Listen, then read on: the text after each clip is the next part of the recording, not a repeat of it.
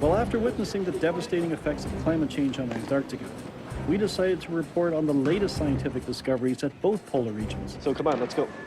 And we're doing this because once again, the United Nations has invited us to show our film and share its findings with delegates attending the Climate Change Conference this year in Cancun.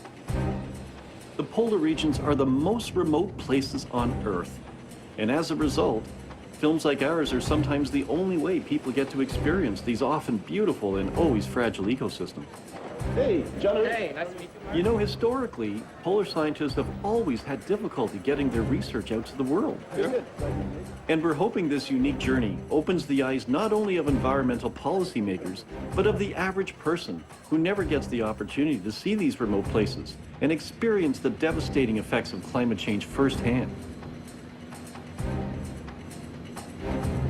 There's a real and legitimate sense of urgency here, because according to NASA, the polar regions are the fastest warming parts of the planet. This is why the scientists come here. This is why we need to be here. This is the goal of the Polar Explorer.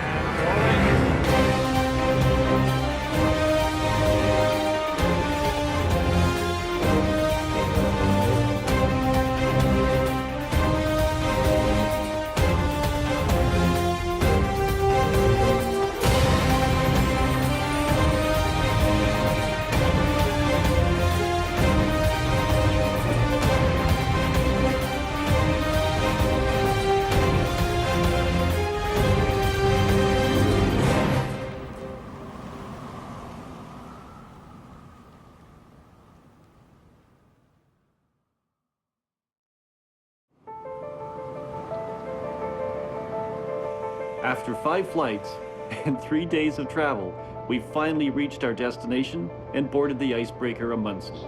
This is much more comfortable. Just getting to the Amundsen has been exhausting. But in reality, our journey has just begun. To a different floor. We have to go around. We're going to be crossing the fabled Northwest Passage, a route that has long been the goal of explorers dating back to the 1400s. We're up here around now. We'll be starting here at Sachs Harbor, then crossing through the seldom navigated Prince of Wales Strait. We will then cross over and proceed north to latitude 76, before returning south and ending our journey here in Iqaluit. During the course of our expedition, we'll be talking with the polar scientists of ArcticNet, as well as members of the British Antarctic Survey team and the various crew of the Amundsen. Our ship gets its name from the famous Norwegian explorer Roald Amundsen.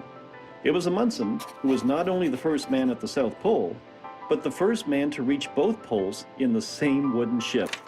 And he was also the first person to cross the Northwest Passage in 1906. It's amazing to think what will take us less than 3 weeks took Amundsen 3 years to cross.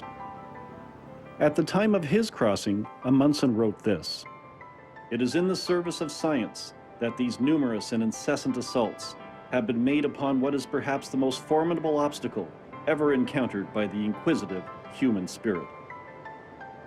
Tomorrow, we begin our crossing. I can hardly wait."